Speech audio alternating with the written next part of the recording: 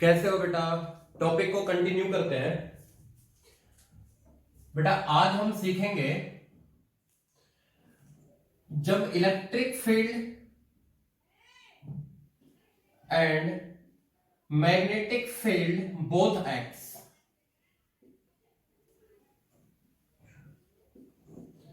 Clear बेटा? देखो ध्यान से, मान लिया बेटा किसी रीजन में इलेक्ट्रिक फील्ड भी है और मैग्नेटिक फील्ड भी है, तब की कहानी। तो इस पे जो फोर्स लगेगा बेटा एफ नेट, वो लगेगा force due to the electric field plus force due to the magnetic field. Clear हुआ बेटा? देखो इलेक्ट्रिक फील्ड की वजह से बेटा फोर्स लगेगा F equal to q E plus q v cross B.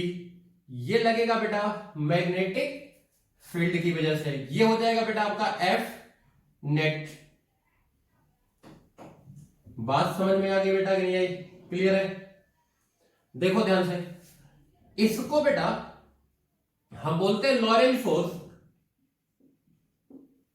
Lorentz force basically बेटा लॉरेंज फोर्स अगर बात करी जाए ना, तो शुरुआत पूरी कहानी की यहीं से होती है। इसके इस पोर्शन को बेटा हमने इलेक्ट्रोस्टैट में पढ़ा और इसके इस पोर्शन को बेटा हमने मैग्नेटिक फील्ड में पढ़ा। क्लियर है कि नहीं है? और इन दोनों को नेट कंबाइंड क्या बोला गया बेटा? Lorentz force. बेसिकली शुरुआत यहां से करनी चाहिए थी, इसकी दो ब्रांच बनती बेटा। यहां से इलेक्ट्रिक फील्ड वाली ब्रांच बनती, यहां से मैग्नेटिक फील्ड वाली ब्रांच बनती। क्लियर है? तो लिखो बेटा heading Lorentz force.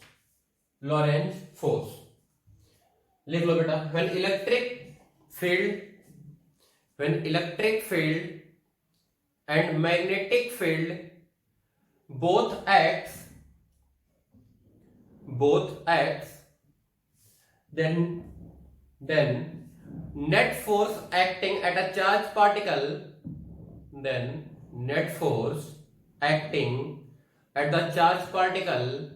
is known as Lorentz force। Clear हुआ बेटा? देखो अब अगर यहां से बेटा कहानी में थोड़ी सी बात और करी जाए, आगे बढ़ी जाए। अगर एफ नेट जीरो है, एफ नेट क्या है बेटा? जीरो है, तो क्या क्या कहानी बने? देखो q E plus q v cross B equal to zero.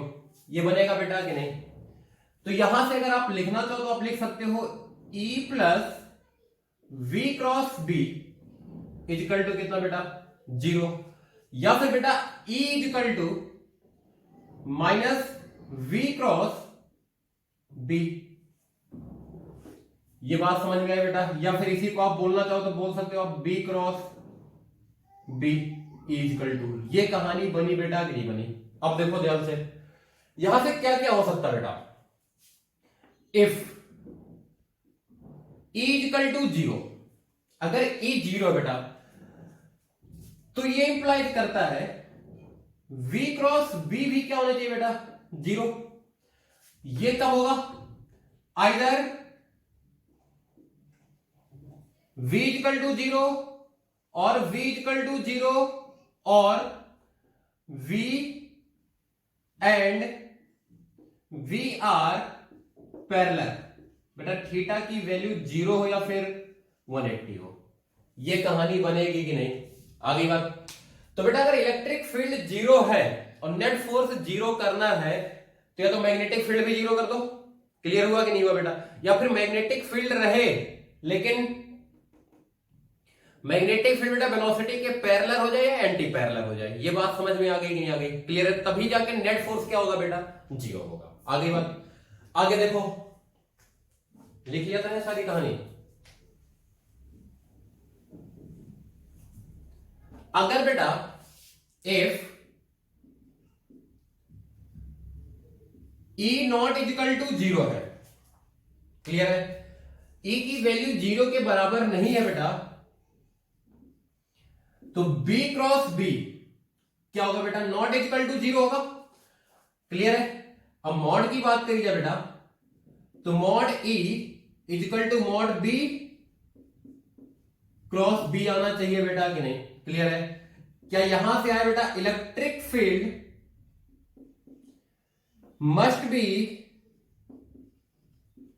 Perpendicular to V and B and magnitude कितना बेटा? V क्रॉस B के बराबर। इन दोनों में से बेटा कोई एक कंडीशन फुलफिल हो गया तो नेट फोर्स जीरो नहीं होगा। ऐसा नहीं कि परपेंडिकुलर हो जाए खाली खाली, मैग्नीट्यूड कुछ भी हो नहीं जीरो होगा। मैग्नीट्यूड भी जीरो होना, सॉरी परपेंडिकुलर भी होना चाहिए और मैग्नीट्यूड भी इतना होना चाहिए बेटा, तब जाके क्या होगा? नेट फोर्स जीरो होगा। ये छाप दो बेटा, जल्दी छापो।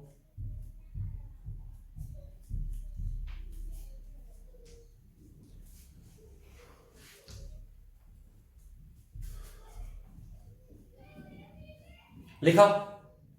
चलो एक छोटा सा क्वेश्चन बेटा,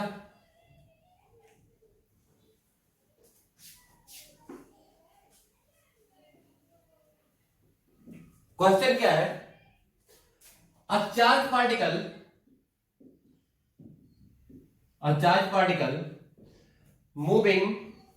moving without any deviation in combination of electric and magnetic field, in a combination of या in a field having electric and magnetic field both, clear हुआ बेटा? E and B both. Which of the following case is possible?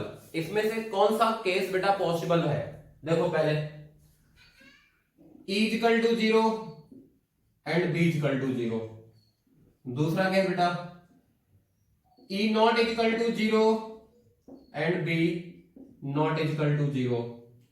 तीसरा case बेटा E equal to zero and B not equal to zero. चौथा case E not equal to zero and B equal to zero. ये बात समझ में आ रही बेटा नहीं है? क्लियर है? ये चार केस है। एक और लिख लो, अपना फेवरेट मन्ने कोनी बेरा। ये बात समझ में आई? चलो सोचते। देखो भैया E जीरो हो गया और B जीरो हो गया, तो ये कब कब पॉसिबल है? F इक्वल टू बेटा कितना हो जाए? Q E plus Q V cross B, यही नेट फोर्स होता है। एक तो बेटा पॉसिबिलिटी इसमें दो है, अनडेविएटेड मूव कर रहा है, इसका मतलब ये हुआ बेटा या तो इसका एक्सेलरेशन जीरो हो जाए, अनडेविएटेड है, क्लियर है, या फिर बेटा एक्सेलरेशन पैरेलल टू वेलोसिटी हो जाए। बात समझ में आया बेटा कि नहीं है? एक्सेलरेशन क्या हो जाए? वेलोसिटी के पैरेलल हो जाए। क्लियर है बेटा कि नहीं है? तब भी अनडेविएटेड मूव करेगा, एक्सेलरेशन जीरो नहीं होगा, लेकिन एक स्ट्रेट लाइन में मूव करता रहेगा बेटा। क्लियर हुई बात कि नहीं हुई? अब देखो बेटा, अगर ए जीरो, इसका मतलब एफ जीरो, फोर्स जीरो हो जाए बेटा कि नहीं हो जाए, तो ये पॉसिबिलिटी है। ए क्या है? सत्य है। बी को चेक करते बेटा, देखो E not equal to zero and B not equal to zero. अच्छा पॉसिबिलिटी है, मस्ट की कहानी नहीं है। तो बेटा इसको तो अभी हमने डिस्कस किया है। अगर इसको जीरो करना बेटा तो E इक्वल टू कितना आया था? B क्रॉस B आया था कि नहीं बेटा? तो ये हमने यही कहा था बेटा। ये कब पॉसिबल है? ये तब पॉसिबल है अगर पर्टिकुलर केस की बात करी जाए बेटा, E हो जाए perpendicular to B cross B and mod of E कितना हो जाए बेटा? B क्रॉस B के बराबर हो जाए, तब ये पॉसिबल है कि नहीं है? आगे बात क्लियर है? जल्दी बोलो, क्लियर बेटा? चलो अगला देखो बेटा, ये अगर वो मूव अनडेविएटेड कर रहा है बेटा, इसका मतलब B initial not equal to zero है। इस बात को समझो। आगे बात, या फिर बेटा क्या होगा कि स्ट्रेट लाइन में मूव करेगा, दूसरी कहानी ये हो सकती है। क्लियर है कि नहीं है? अब देखो बेटा, अगर ये बात करी जाए, अगर E 0 हुआ और इनिशियल 0 है नहीं, तो बेटा इस केस में मैग्नेटिक फील्ड क्या करेगा, वेलोसिटी के परपेंडिकुलर फोर्स लगाएगा, F मैग्नेटिक ऐसे ही रहेगा। क्लियर हुआ बेटा कि नहीं हुआ? तो ये पॉसिबिलिटी नहीं है, ये डायरेक्शन को चेंज करवा ही देगा बेटा, ये भी पॉसिबल है। कब? देखो ध्यान से, B 0 हो जाए बेटा, F मैग्नेटिक 0 हो जाए, और जिसकी इनिशियल वेलोसिटी थी वो क्या हो जाए बेटा, QE के डायरेक्शन में आ जाए, तो ये केस भी क्या है बेटा, पॉसिबल है कि नहीं है? तो क्या ये तीनों केस पॉसिबल हुए बेटा कि नहीं? आगे बात, चलो छाप जाओ, छाप लो बेटा जल्दी से।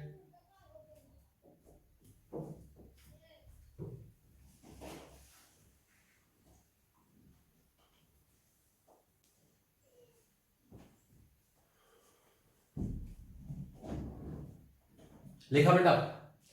बेटा फिर से बोलो, ये पॉसिबिलिटी है, इतने, ये मस्ट कंडीशन नहीं है बेटा, ये एक कंडीशन का पर्टिकुलर पार्ट है। ये दोनों होगा तब जाके होगा अनडेविएटेड, ये वाली कहानी होगी तब जाके अनडेविएटेड होगा। इसी में डेविएट भी हो सकता है, इसमें भी डेविएट हो सकता है, इसमें डेविएट नहीं होगा। बस आई बात बेटा कि नहीं आई? आगे बढ़े, देखो आगे लिखो बेटा question.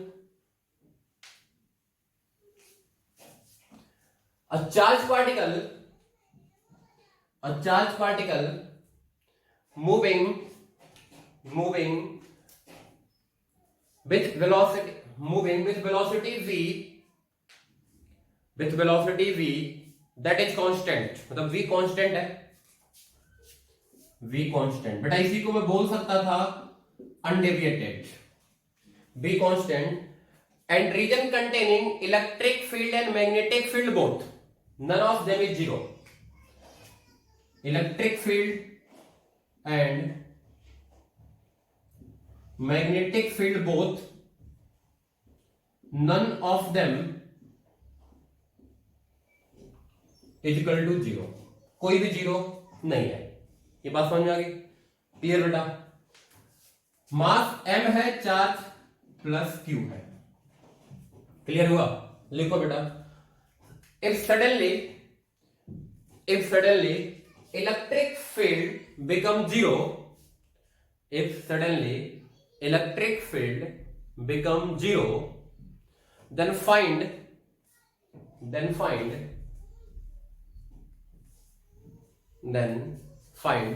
radius of the path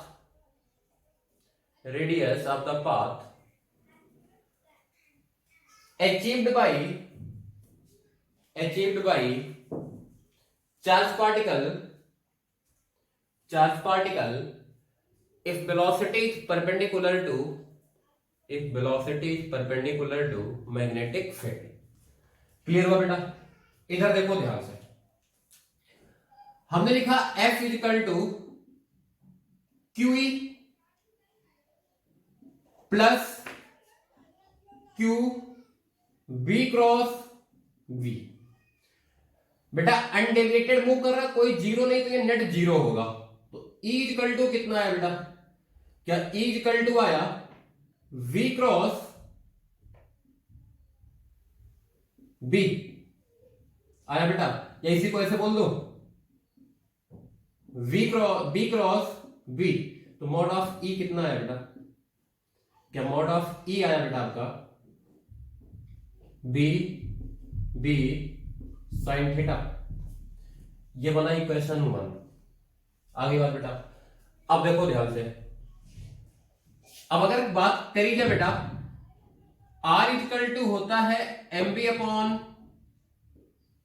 QB, होता है बेटा कि नहीं होता है?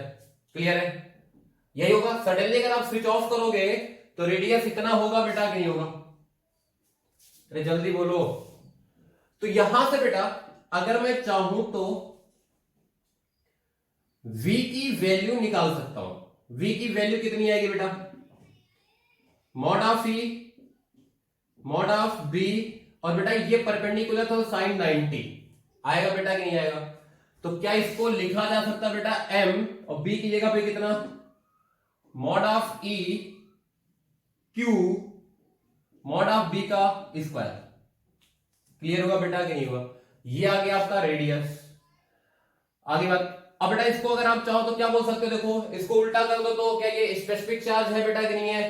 आगे बात, तो इस तरीके से इक्वेशन रिलेट किए जा सकते हैं। आप चाहो बेटा यहां से ई को बी को क्या कर लो बेटा, बी के टर्म में कर लिया। आप चाहो बी को बेटा वी के टर्म में कर लो, पुट कर सकते हो बेटा, नहीं कर सकते हो, जैसे भी करना चाहो आप कर लो, मर्जी आपकी। क्लियर है? छाप दो।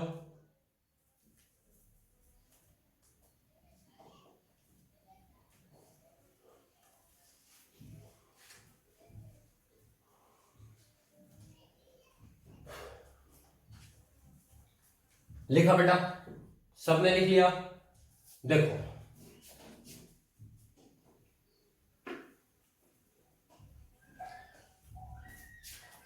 और सवाल करते बेटा इस पे। क्वेश्चन गिवन है हमें v equal to 3i metre पर second, e equal to 6j newton पर coulomb, b equal to 5 tesla या 5 के टेस्ला कर दो बेटा। क्लियर है? देखो सवाल ये है, does charge particle will move, does charge particle will move या does charge particle moves without any deviation, without any deviation. कुछ नहीं करना बेटा, ध्यान से सुनो। हम लिखेंगे F equal to q E plus B cross B. Q E कितना बेटा 3i प्लस v कितना बेटा, एक मिनट, ई बेटा 6j है, मेरी गलती, 6j, v कितना बेटा 3 और ये कितना 5 तो 15, ये कितना बेटा i क्रॉस k कितना आ गया बेटा q 6j, ये 15 माइनस 15j बेटा, जीरो नहीं आया। एफ नॉट इजकल टू 0, तो विदाउट डेविएशन मूव करने का कोई मतलब नहीं है। आगे बात बेटा कि नहीं? छाप लो और लिख लो बेटा, charge will not move without any deviation. लिखा बेटा सबने?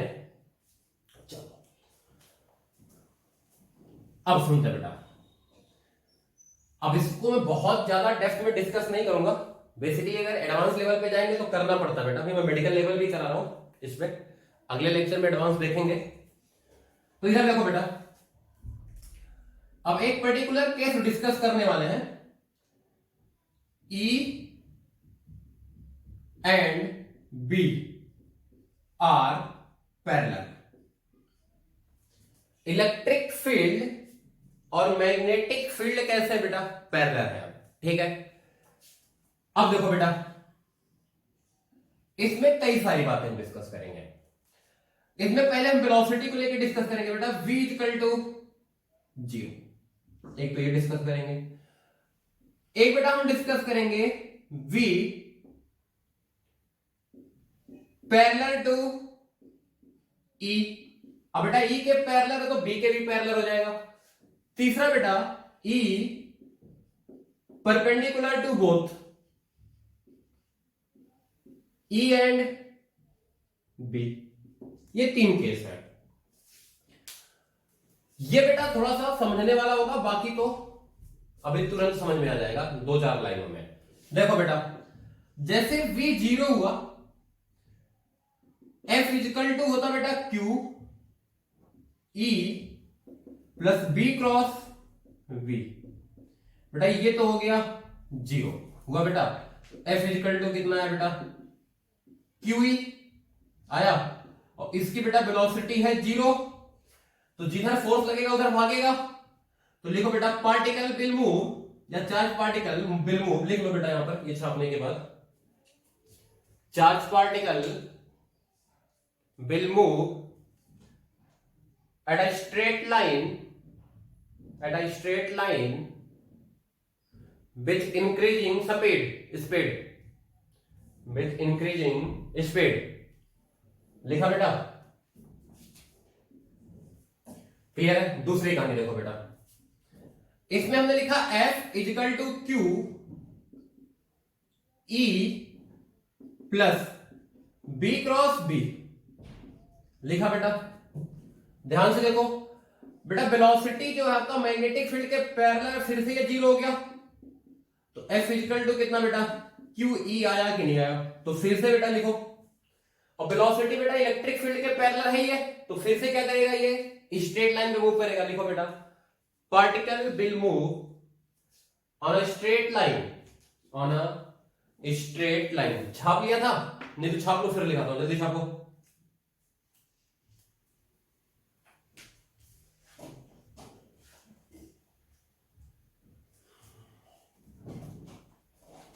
लिखा बेटा, सेकेंड वाले केस में भी particle will move on a straight line. अब सुनो बेटा, यहां थोड़ा सा ध्यान रखना, देखो ध्यान क्या रखना है, V and QE parallel, speed increase. Clear बेटा, V एंड QE बेटा साइन के साथ, मतलब यहां पे QE का मतलब किससे बेटा, electrostatic force. Anti parallel, speed decrease. ये बात समझ में आ गई बेटा कि नहीं आई, क्लियर है, जल्दी बोलो, पक्की बात बेटा। इधर देखो, ये वाला केस देखो बेटा, तीसरा केस। हमने माना बेटा इलेक्ट्रिक फील्ड इधर है और इधर ही मैग्नेटिक फील्ड भी है बी, और हमने क्या किया बेटा, ऐसे बना लो थोड़ा समझने के लिए और कुछ नहीं, ठीक है। हमने क्या किया बेटा, चार्ज पार्टिकल को वेलोसिटी दिया v प्लस का। क्लियर हुआ बेटा कि नहीं हुआ? देखो जब ये कहानी बनी बेटा, यही तो velocity is perpendicular to both, sorry बेटा ई नहीं है v है, ई और v तो पैरेलल ही है पहले से, ये रहा बेटा। अब सुनना बेटा ध्यान से, जो इलेक्ट्रोस्टैटिक फोर्स लगाएगा बेटा वो इस डायरेक्शन में लगाएगा, इधर लगेगा force due to electrostatics. Clear हुआ बेटा कि नहीं हुआ? आगे बात, तो इस पार्टिकल के पास एक एक्सेलरेशन आएगा अलोंग फील्ड, और बेटा जो फोर्स लगेगा ना मैग्नेटिक फील्ड, ये आएगा along field due to electric field only. आएगा बेटा कि नहीं आएगा? क्लियर है, क्योंकि बेटा मैग्नेटिक फील्ड वेलोसिटी के अलोंग कोई भी फोर्स नहीं लगाता, और इस साइड में वेलोसिटी जो आएगा उसके बेटा कोई फोर्स नहीं लगाएगा। क्लियर हुआ कि नहीं हुआ? आगे बात, दूसरी बात देखो बेटा, इस पे लगाएगा मैग्नेटिक फील्ड। क्लियर है बेटा कि नहीं है? तो ये वही कहानी बचा बेटा, इस V की वजह से होगा सर्कुलर मोशन, सर्कुलर मोशन होगा कि नहीं होगा? आगे बात, और इस की वजह से होगा प्लस स्ट्रेट लाइन मोशन। अब बेटा सर्कल में भागते हुए अगर एक स्ट्रेट लाइन में भाग रहा हो तो कुछ इस तरीके से भागेगा बेटा कि नहीं भागेगा? तो ये दोनों मिला के क्या देगा बेटा, हेलिक्स। अब सुनो बेटा, हेलिक्स तो मिलेगा, लेकिन इसकी ये वाली वेलोसिटी, इस डायरेक्शन वाली वेलोसिटी इंक्रीज होगी, तो helix with increasing pitch. Clear है बेटा कि नहीं है? क्या आंसर आएगा? हेलिकल पाथ आएगा और विथ इंक्रीजिंग पिच आएगा। अब देखो बेटा ध्यान से सुन लो, कभी इसका कोऑर्डिनेट पूछ ले क्या आया, पोजीशन पूछ ले क्या आया, तो बेटा अगर आपने माना यहां से 0,0, तो इधर एक्सेलरेशन बेटा आप मानोगे ax। क्लियर बेटा, तो आप लिखोगे x equal to ux that is 0 plus half ax t square. तो क्या बेटा x आ जाएगा कि नहीं आ जाएगा? और इधर देखो, और बेटा ये सर्कुलर मोशन करेगा, टाइम पीरियड निकाल लोगे, ओमेगा निकाल लोगे, जैसे पीछे लिखा था याद आया, उस हिसाब से बेटा आप लिख लोगे कोऑर्डिनेट। क्लियर हुआ कि नहीं हुआ? आगे बात, थोड़ा सा अटेम्प्ट करना चाहो तो कर लेना और पूछ लेना मेरे से अगर नहीं हो पाता तो। क्लियर बेटा, ये हो गया बेटा तीसरा केस। अब एक केस और डिस्कस कर लेते हैं इसी में।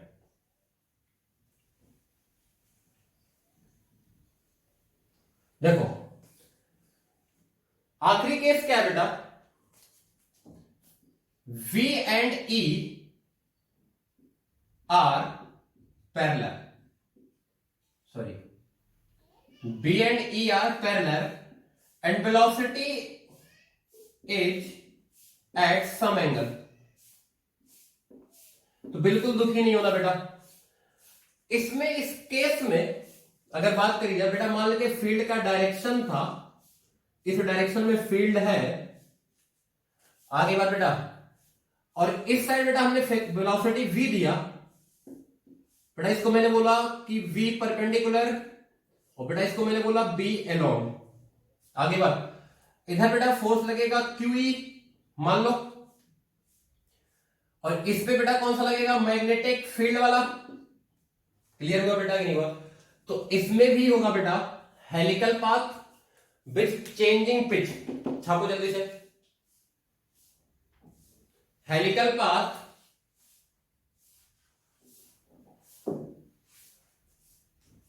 With changing pitch. अब देखो बेटा, पिच चेंज वाली कहानी उसको मैं समझा देता हूं, इधर सुन लो ध्यान से।